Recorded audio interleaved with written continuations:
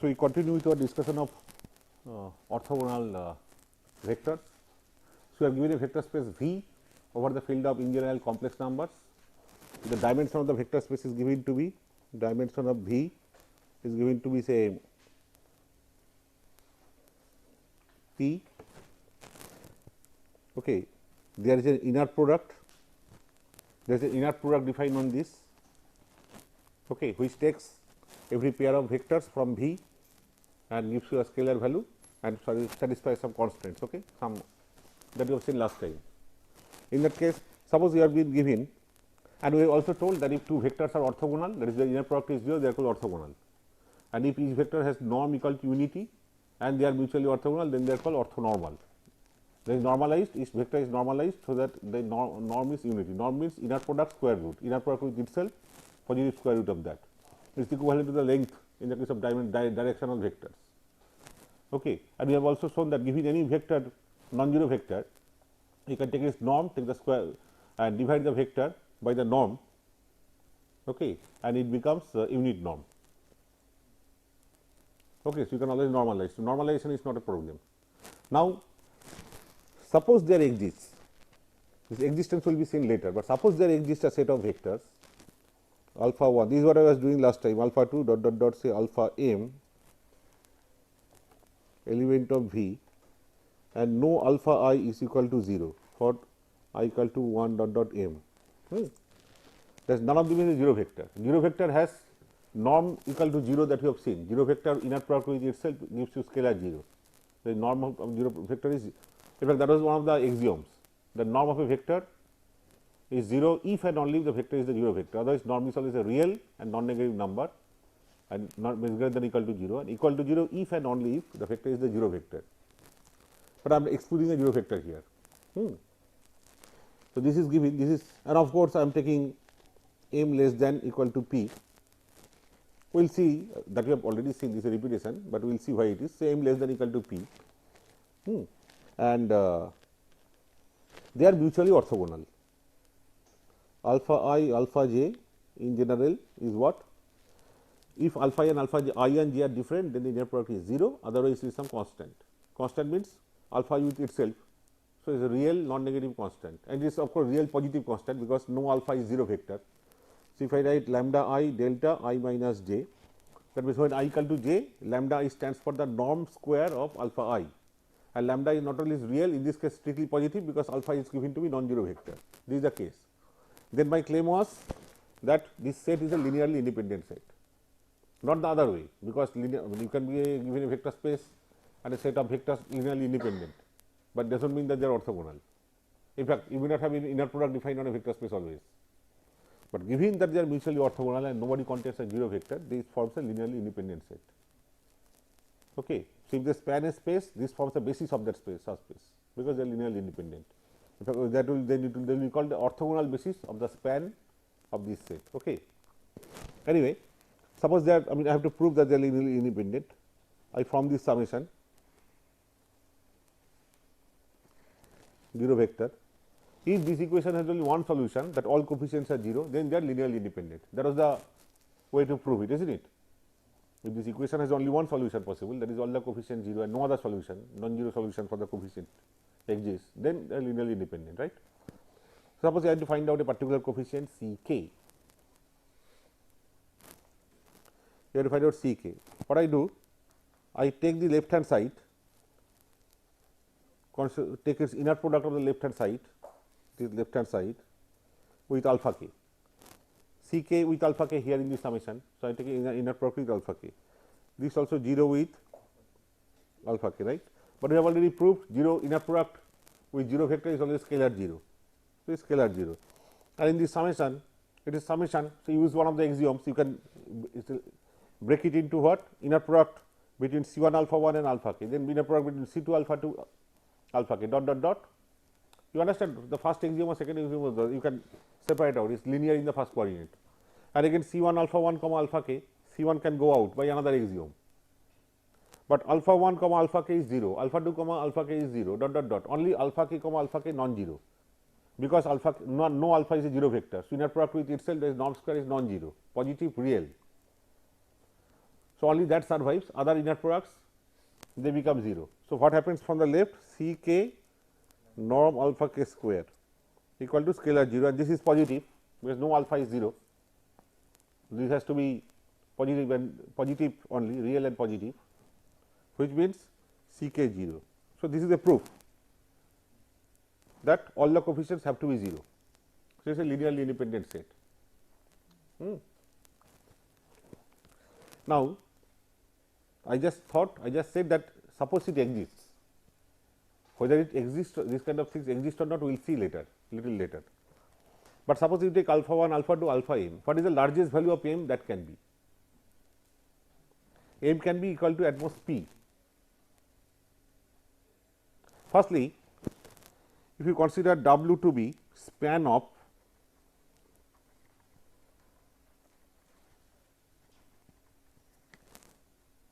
then W is a subspace of what? All possible linear combinations of alpha 1 to alpha m, but they are mutually orthogonal and therefore, they are linearly independent. So, that means alpha 1 to alpha m is a basis in this case, is not it? They are linearly independent, no redundancy, any vector in W is a unique linear combination of this, all that is fine. It is a basis, and what kind of basis? We will give a special name, orthogonal basis, or even you can say orthonormal basis. If you take the norm of each, if you normalize each vector to have norm equal to 1, then we will call it orthonormal basis of W. But W is clearly this, is not it? Now, suppose m is equal to p. Suppose m is equal to p, and still if W is contained in V, that means outside W, that is if this is strictly this, still outside W inside V we can find out another vector. Suppose alpha 1 to alpha m goes up to p. Firstly, if m is less than p, there is no problem, because our theory was that if the dimension is p, that means any linearly independent set can have at most p vectors in V. It cannot be more than p. That is what I said, isn't it? And then we came to this dimension that suppose you start with a vectors alpha 1, alpha 2. Remember, I mean you have to go at p only, and then only alpha 1 to alpha 2 will span the interspace V. Otherwise, if you stop halfway between, then the span will have something outside still contained in V. From there, you can pick up somebody and append to this alpha sequence. You can form a larger basis and so and so, isn't it? Here also, suppose you have got alpha 1 to alpha m and m is equal to p.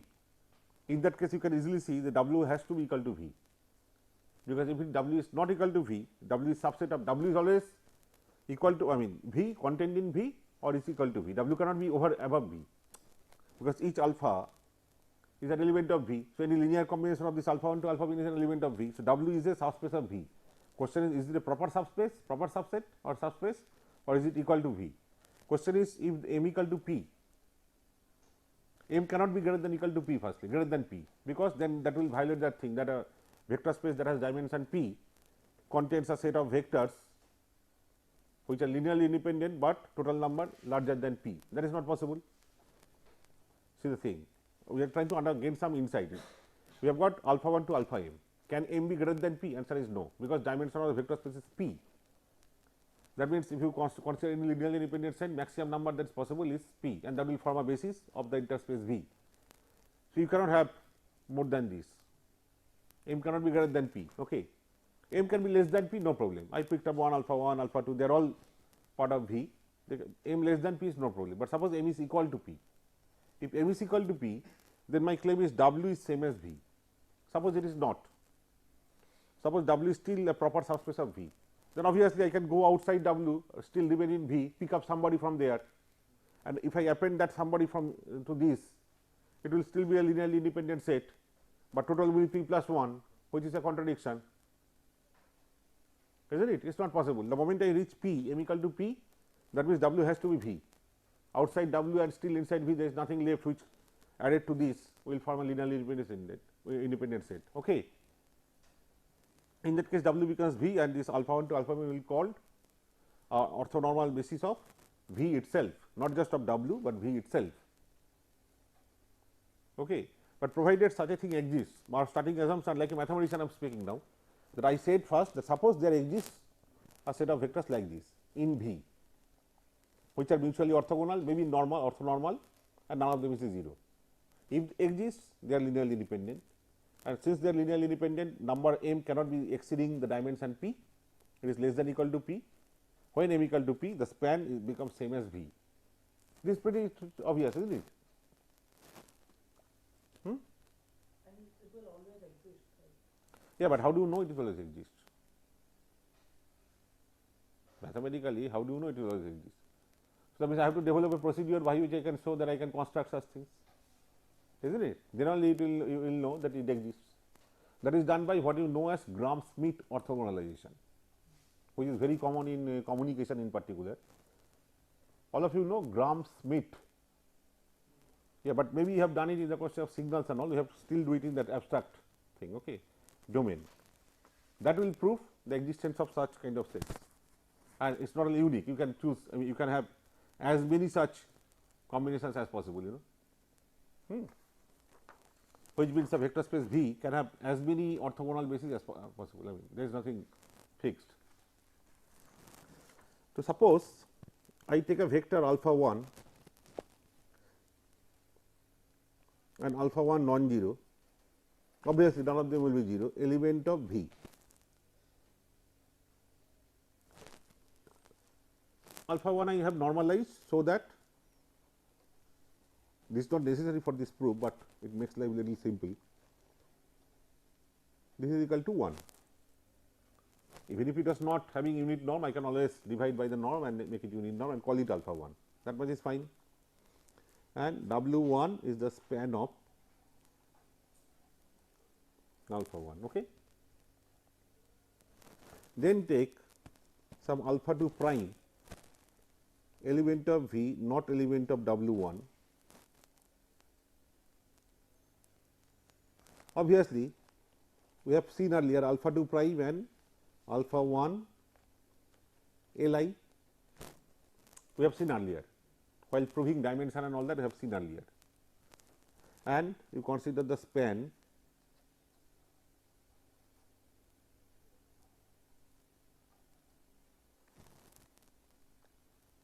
okay. Now consider develop a vector say alpha 2 tilde, this is tilde, as some linear combination of these two. But in the linear combination, maybe I choose things like this. If it is C 1 alpha 2 prime plus C 2 alpha 2 prime, what I am doing? I am trying to economize here. I can take C 1 common. So, it is C 1 times within bracket alpha 2 prime plus some constant times alpha 1. So, I for the time being forget about C 1, because ultimately this will have C 1 will only change the norm of that, and ultimately I will make it unit norm by dividing it by its norm. So, why at all bother about C 1? You understood my logic?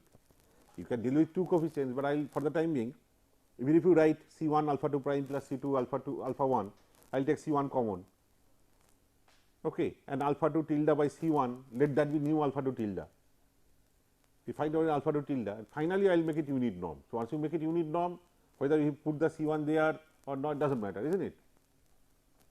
So, I will for the time being keep the coefficient here 1 and say a coefficient here C 1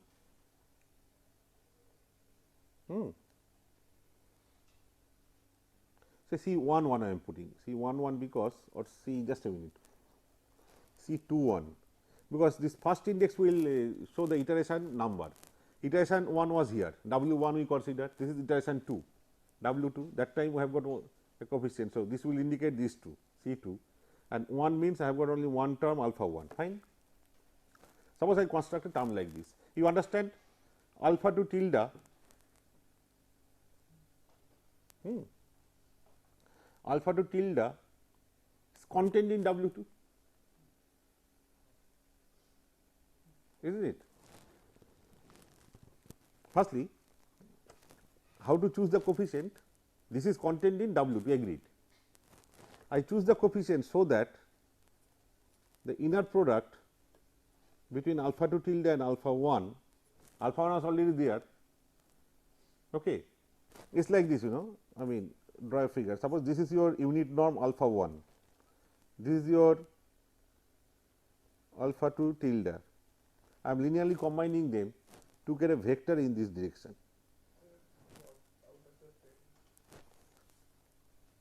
Okay. This is not alpha 2 tilde, so this is alpha 2 prime. This is alpha 2 prime, this is given, these two are not orthogonal. This was spanning a space along this line. I went outside, brought this fellow, these two are linearly independent. Together they span a space what? This plane, and that is W 2. Within W 2, I am forming a alpha 2 tilde vector, so that is orthogonal to this. So, that will be a linear combination of 2. So, I choose the coefficient with this to be 1 and some coefficient here. So, I will still be in this direction provided I choose the coefficient correctly, and then I will normalize it. So, this with inner product with itself would be 0. So, this I want to be 0. That means, if you replace this by here alpha 2 prime and this thing C 2 1 alpha 1, what will you get? Alpha 1 with itself is 1 because normalized. So, this will give rise to some coefficient C 2 1 as minus alpha 2 prime comma alpha.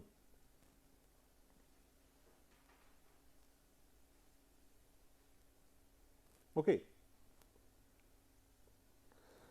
Assume that your alpha 2 prime is here.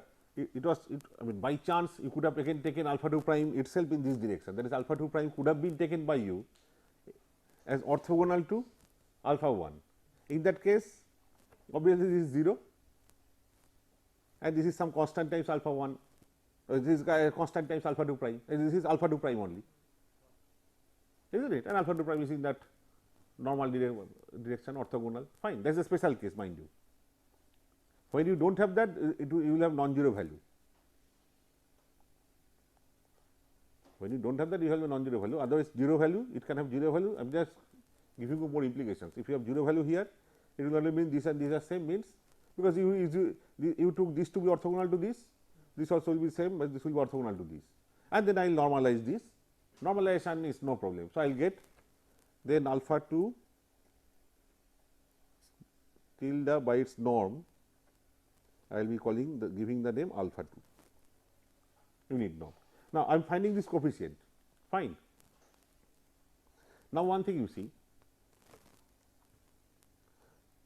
span of, I make the claim span of this thing actually alpha 2 prime alpha 1, which I call W 2, that is same as span of alpha 2 tilde alpha 1.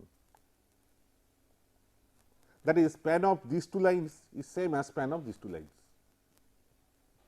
You understand what I am trying to say? Span of these two is same as span of these two, but these two are orthogonal. Okay. So, that means for W, I will prove it, but that means for W 2 we started with a non-orthogonal basis and got an orthogonal basis. Okay. Got an orthogonal basis. This is very easy to show. Consider any vector of this, consider a vector, any vector v, element of this, that will be a linear combination of this, isn't it? That will be a linear combination, say C 1 alpha 2 prime plus C 2 alpha 1 in general, but alpha 2 prime we have already found out alpha 2 prime is this minus this. Alpha 2 prime is alpha 2 tilde minus. So, basically you replace alpha 2 prime by that. I am not showing some extra steps, please see alpha 2 prime. If I replace alpha 2 prime by alpha 2 tilde minus C 2 1 alpha 1. So, this again becomes a linear combination of alpha 2 tilde and alpha 1 only. So, it is contained in this. A v element of this is writable like this, and alpha 2 prime you write as alpha 2 tilde minus C 2 1 alpha 1, and so you get a linear combination of alpha 2 tilde and alpha 1 only finally, which is then contained in this. That means, left hand side, that means LHS contained in RHS On the other hand, take any value from here, alpha, it will be a linear combination of the two. Okay. So, we take v prime as some d 1 times alpha 2 tilde plus d 2 times alpha 1, and alpha 2 tilde will be replaced by this. Okay. So, obviously, this is contained in this, contained in W 2. Okay. Is it clear or not? That means RHS also contained in LHS. So, means RHS and LHS are same, isn't it? Any question on this? Any, see, alpha 2 prime is linearly related to alpha 2 tilde and alpha 1. And vice versa. Alpha 2 prime is linearly related to alpha 2 tilde and alpha 1, and therefore, wherever you get alpha 2 prime, you replace it by a linear expression. So, that linear combination becomes a linear combination of alpha 2 tilde and alpha 1, which is part of this, and vice versa. Just like this, these two, span of these two, and then we replace this as a linear combination of the two. So, that means, if you take any linear combination of this fellow and this fellow, that effectively becomes a linear combination of this fellow and this fellow. So, span of these two is contained in the span of these two, and vice versa. Okay. So, I have W 2, and W 2 span by, equivalently I can also write in the normalized form, W 2 is now spanned by alpha 2 alpha 1. Instead of alpha 2 tilde, I just normalized it, so alpha 2 alpha 1. So, this is important for me. So, I had one subspace W 1, I got a vector of unit norm, which is spanning that. Then I have W 2, which is spanned by an orthonormal basis, out of which one is alpha 1 and another is alpha 2, they are mutually orthogonal, each having unit norm. And W 2 contains W 1, of course. Now, I will go outside W 2, I will do that procedure. Outside W 2, pick up another fellow, call it alpha 3 prime. From that, I will develop alpha 3 tilde, and then tilde I will finally normalize, I will call it alpha 3. Okay. This is another step, after that it will be very clear. So, now I take alpha 3 prime, outside there is contained in V, not contained in W 2. You understand? I am doing the same thing, like I took alpha 2 prime, now I am taking alpha 3 prime, contained V, not contained in W 1 earlier, now W 2. Okay. So, if I append that, if I append, this will be this is a linearly independent set, alpha 3 prime, alpha 2 alpha 1, this may not be orthogonal to this. It is like, after having done this, I am now going into the third dimension, and not necessarily I am not getting a vector directly perpendicular to this, I am getting a vector at an angle, calling it alpha 3 prime. From that, I will try to get at a vector perpendicular to this plane, and then normalize it. And again, I will show that if you take this vector which is angular, I mean which is at some angle not 90 degree with this plane, that and these two, they span the same space as the space spanned by this and the one perpendicular to this. Okay. What I did in 2 dimension, I am doing in 3, and then it will be clear. So, these 3 form a linearly independent set, because after all alpha 3 prime was taken out from outside W 2. So, if we append that to the basis of W 2, they forms a linearly independent set. So, L I, let W 3 be span of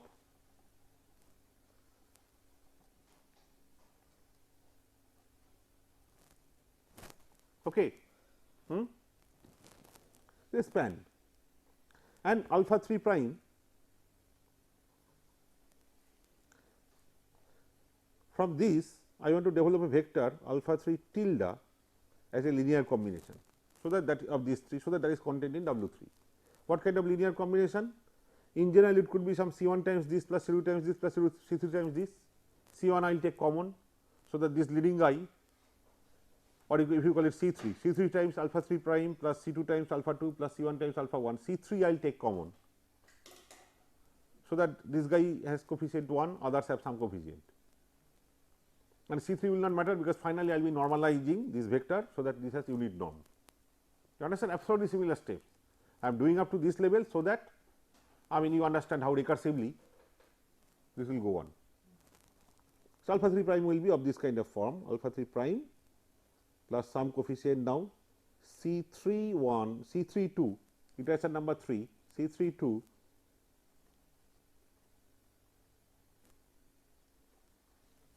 so that this is orthogonal to both. Mind you, earlier it was alpha 2 tilde was orthogonal only to alpha 1. Now, this must be orthogonal to both these. So, that alpha 3 tilde with alpha 1 0 and alpha 3 tilde with alpha 2 0 both. So, now you can generalize, if I have more W 4, W 5, this leading guy should be orthogonal to the rest, which are forming a mutually orthonormal state already because of our previous stage of construction. Alpha 1 and alpha 2, they form a mutual orthogonal state already, have orthonormal state we have already seen. Okay. Alpha 3 prime which you got, it is not orthogonal to them. So, I am forming a linear combination which is orthogonal to them, and then after that I will normalize it, so that it has unit norm. Essential thing is this still remain in W 3. So, from this equation you can easily see, if you replace this here with alpha 1, if you take the inner product, alpha 1 and alpha 2 are orthogonal, that term will disappear, na? That is the important thing. So, that means C 3 2 will be what? Minus alpha 3 prime with alpha 2, very easy to write down the expressions, and C 3 1 will be minus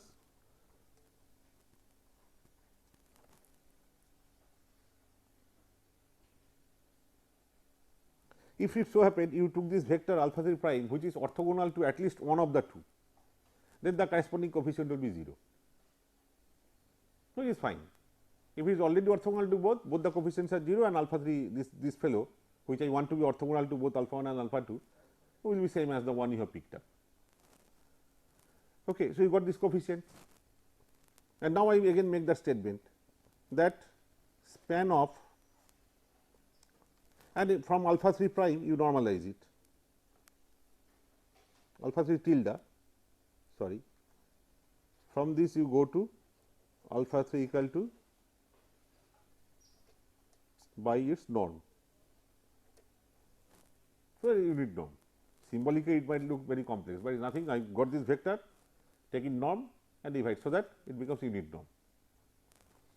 So on and so forth. We can have alpha 4, alpha 5, and I make this statement span of alpha 1, alpha 2, alpha 3 prime, which is your W 3, which is same as span of alpha 1, alpha 2, alpha 3.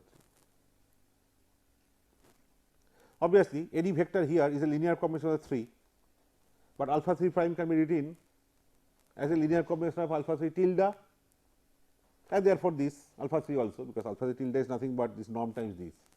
So, any alpha 3 prime in a linear combination of these 3 can be replaced by a linear combination of alpha 3, alpha 1, alpha 2, is not it?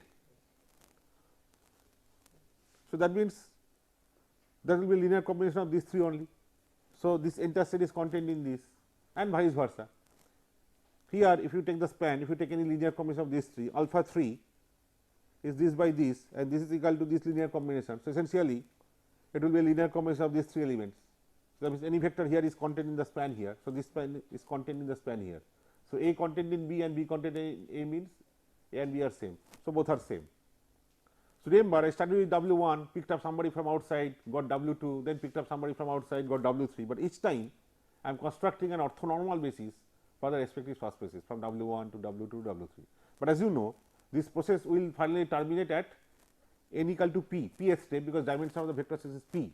After that, W p will be same as v. I will not have any vector which lies outside W p and still inside v. But that by that time, by this process, I will be constructing an orthogonal basis for W p, which is alpha 1, alpha 2, alpha 3 dot dot up to alpha p. They are orthonormal in fact, which will be the span of, which will then be the basis for v also, because W p and v are same. So, that means we can always construct such orthonormal basis or orthogonal basis for any vector space V, and the choice is not unique. I took any alpha 1, for that I consider W 1, then I went outside W 1, took any W, remember the word, any W 2, any alpha 2 prime, and then constructed W 2, and then went outside and took any alpha 3 prime, remember the word any. As a result, there is no unique choice. You can always construct your own kind of basis, orthogonal basis, given an inner product definition. Okay. So, that means such an orthogonal basis exists then. Basis is not unique, but orthogonal basis exists for inner product spaces, at least for finite dimensional spaces, where dimension is p and p is a finite number. Okay. P is a finite number. Now,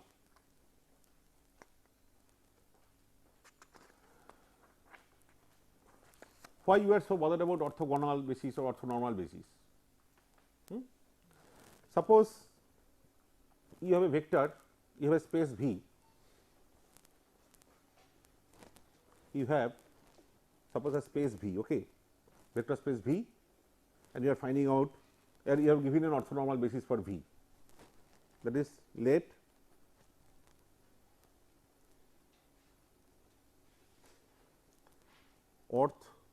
orthonormal or orthogonal basis of V. That means for any V or all V vector element of V, V will be a linear combination of these terms.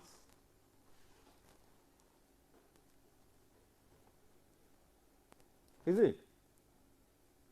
For any vector belonging to this vector space V,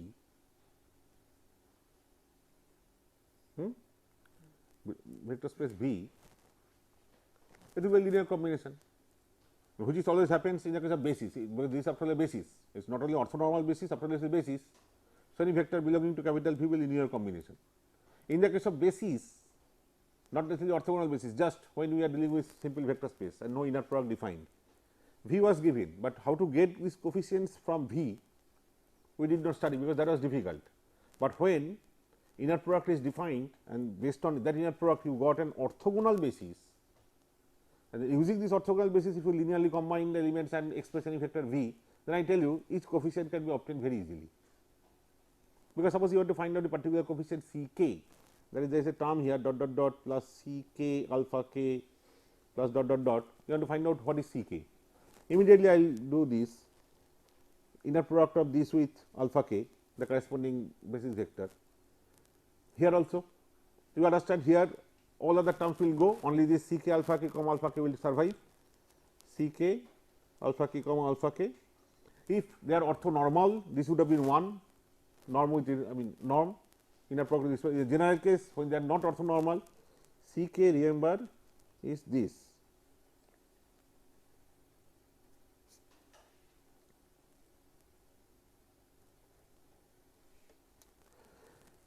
This relation you have studied in DSP without understanding. This is called inverse transform relation, and this relation is called transform relation, like inverse DFT, DFT, inverse DCT, DCT, all transforms. You can generalize from here to continuous time function and all that.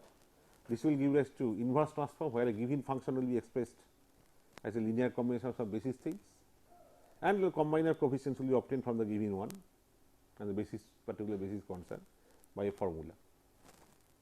I give you some example, then you will understand.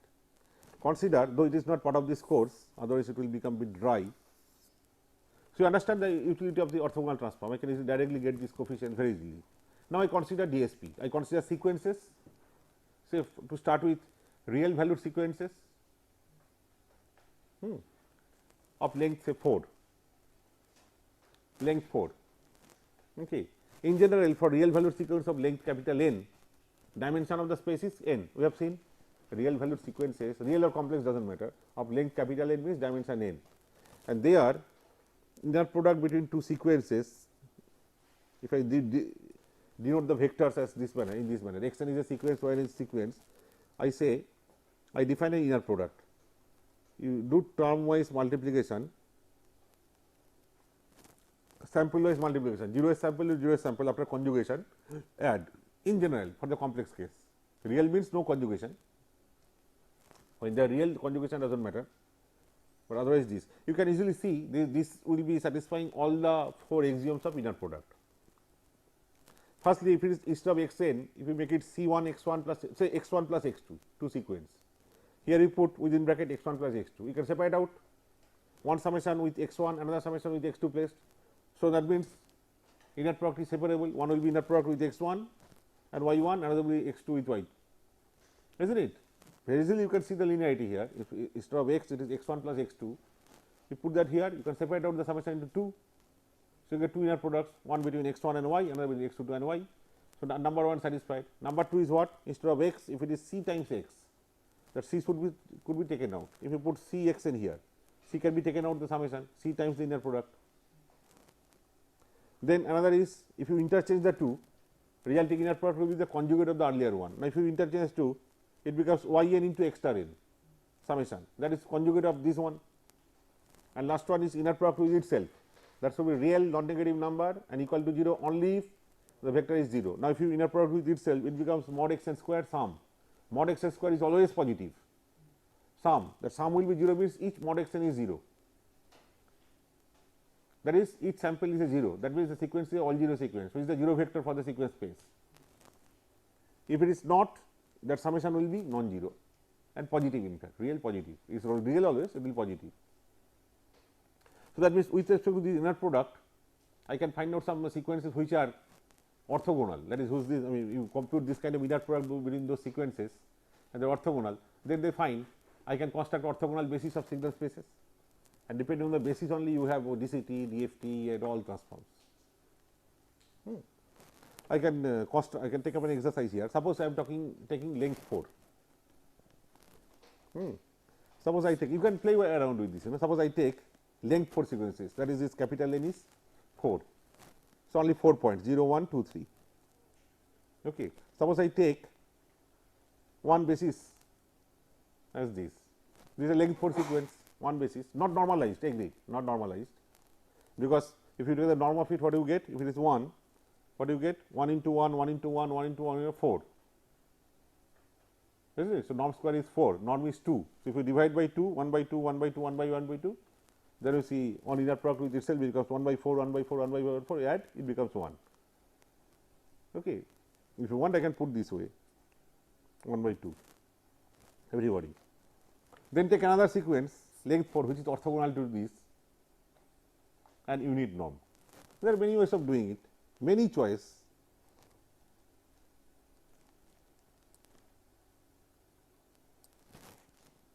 Are they orthogonal? These two. Are Baba sample wise multiplication and add this into this into this, whatever you get the negative of that here, add 0. Isn't it? These two are orthogonal. But total how many are possible? How many should be possible? 4, because dimension is 4. Theoretically, I can take the span of these, go outside, give a name of alpha 3 prime to the vector, from that I construct alpha 3 finally, which is orthogonal to the both, but why that way? By using your intuition only you can find out now. That was a theoretical way, by your intuition. Now, let me find out then, that only tells you that you can go up to 4. So, this is not enough, but how to get 3 and 4? You use your simple intelligence. Suppose I take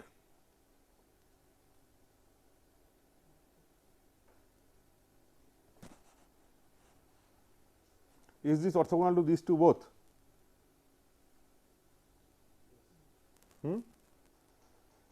Orthogonal. Height is of course half, so that when you multiply the sample by itself, you get 1 by 4 always, and sum it becomes 1. So, this is orthogonal to these 3, and now find out another one which is orthogonal to 3 both, all the 3, and therefore, I get a complete set, because more than 4 is not enough, it is not possible, and dimension is 4. That means, this will be an orthogonal basis of the sequence space for sequence of length 4, isn't it? And what will be that? Again, there are many choices. You take this way, let this be this and this be this. Just take this and reverse it. See whether this is orthogonal to these 3. Sample wise multiply and add, plus plus plus minus minus minus, like that. Are you following? These are called Walsh-Hadamard bases. So, any length 4 sequence, I took just 4 here, it could be generalized to n, where n is a power of 2. The Hadamard thing works for Hadamard, this kind of basis decomposition is fine if the length is power of 2 that way, either 4 or 8 or 16, okay, not for 17 or 19 you will get that, this is a different matter. But say here say length, any length 4 sequence then can be written as a linear combination of this 4, that we will call the inverse transform relation. If you call them x0n, x1n, x2n, x3n.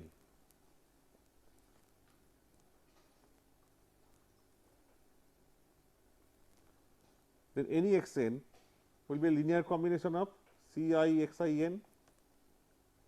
This is the inverse transform relation, inverse Hadamard transform or inverse, where given vector is represented as a linear combination of some orthogonal basis vectors. How to find out Ci? A particular Ck or Ci whatever, use the formula, and they are now orthonormalized, isn't it?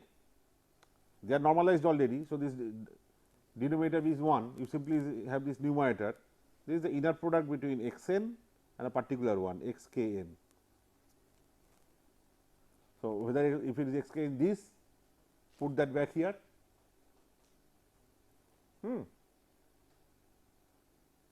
You get the corresponding coefficient. If this is this, put the sequence here and then carry out the inner product in this manner, sample wise multiplication addition, you get C2, like that. This will be called transform coefficients. Okay. Consider now a general case, since I have done this topic in a different way, and that time I promised that I would come to this and treat it properly. Suppose I consider the more general case of 0 to n minus 1, length n. Sequences which are in general real complex valued could be real valued also. I define a set of sequences Ekn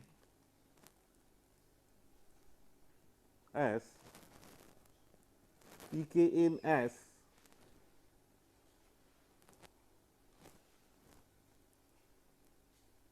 this.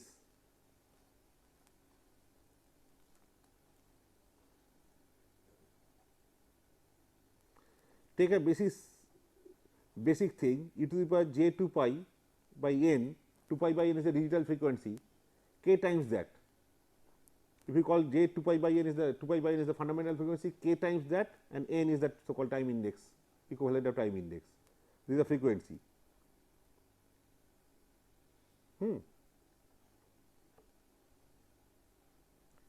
Okay. Then firstly, there I will show that, and how many are there? K equal to 0, 1, dot dot dot n minus 1. Then we will see that any two sequences are orthogonal. Any two different sequences are orthogonal easily. You say inner product between Ekn, Emn, if you call them vector.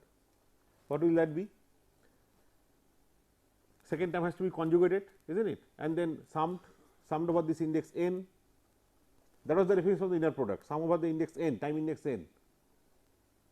And first one will be as it is, second one will be conjugated of that. So, e to the power j 2 pi k minus m by n into n. See this thing. Why did I do all that?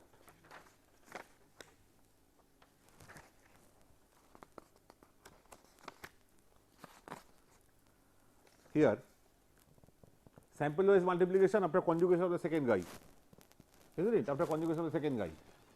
So, sample wise multiplication, you just conjugate this. First one is not conjugated. So, 2 pi k by n, this k, that remains k. When it is m, instead of k you have m, E m n, so it becomes m. So, that is conjugated, so minus sign. And you add them, you know this is 0, I told you, no? This is a GP series. If you consider this factor and call it a, it is a to the power small n, it is a GP series. So, its summation is 1 minus a to the power n by 1 by a, and if you raise a to the power n, n and n will cancel, e to the power j 2 pi into an integer which is 1, 1 minus 1 0. Otherwise also it means what? you are taking a complex sinusoid and you are summing the samples over an integral number of periods. So, that becomes 0. This is orthogonal, not normalized. If you take the norm of this, what will be the norm, by the way? What is the norm? Inner product with itself will be equal to what? N, because this with its conjugate and summation over small n for n equal to 0 to n minus 1. Conjugate and this will cancel each other, it will be 1 and 1, 1, 1, 1, 1 n times. So, n. So, it is not orthogonal, I agree, but at least any x n can be written as a linear combination of this kind of vectors. Instead of linear combiner coefficient, instead of denoting the combiner coefficients as C1, C2, C3, I denote them by, see, k is the index here, I denote them by capital X. Earlier I was denoting by C1, so this one was coming in the subscript. Instead of subscript, I say put it here within bracket, and instead of C I put capital X, no problem, the coefficient, and also I put a capital N here. This is my combiner coefficient into corresponding term. Okay. This n can go out. This is my combiner coefficient. This vector times a coefficient. This entire thing is actually ck times this. I am denoting like this, and this is your inverse DFT relation.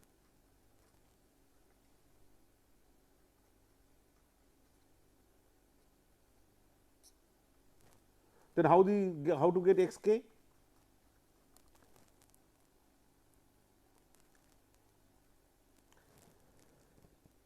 How to get xk? Again, use that formula. Inner product of the given vector, there is xn with this divided by the norm square, isn't it? So, inner product of xn, you remember na, inner product of xn times alpha k. I am interested in finding out xk. The corresponding basis sequence is this. So, inner product of xn with that, so it will be coming with conjugate summation over n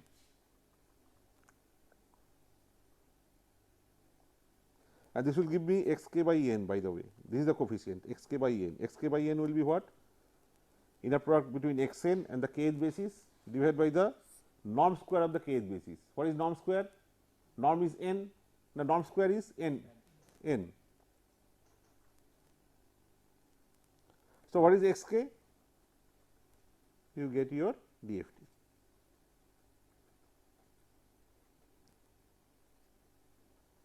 Always remember transforms like this. Okay. I will not continue anymore now. From this orthogonal, this thing we will go for orthogonal projection. That is, we have shown orthogonality, we have shown its utility, that any combiner coefficient can be obtained easily, efficiently by some formula. Orthogonal basis exists. We have seen Gram-Schmidt orthogonalization, we have covered in detail. Examples of orthogonal basis we have seen from DSP, all these transforms. Now, what we have to do is estimation. We are marching towards estimation. As I told you in the case of orthogonal filtering, that linear mean square estimation is basically an orthogonal projection computation. So, now we will be going to orthogonal projection, that is, we will show that in a vector space V, there if you take a subspace W and you are outside W, you take a vector V within capital V, but outside W you take a vector small v. But for small v within W, there is a unique vector which I call its projection or shadow. So, that the difference between small v and the shadow, that is orthogonal to the entire subspace W, perpendicular, and that has the minimum norm. There is a difference between the original one and the shadow. If the shadow is taken to be like that, so that the difference is orthogonal to the entire space, then that difference will have minimum norm square. That is the advantage, that the difference will have minimum strength, and that is why we consider that shadow orthogonal projection. Okay, it exists unique, and using then we will go for projection decomposition, orthogonal projection based decomposition of subspaces. That from that we will march to again or optimal filtering and all using this notions. Okay, so that's all. Thank you very much. I need to have a roll call quickly.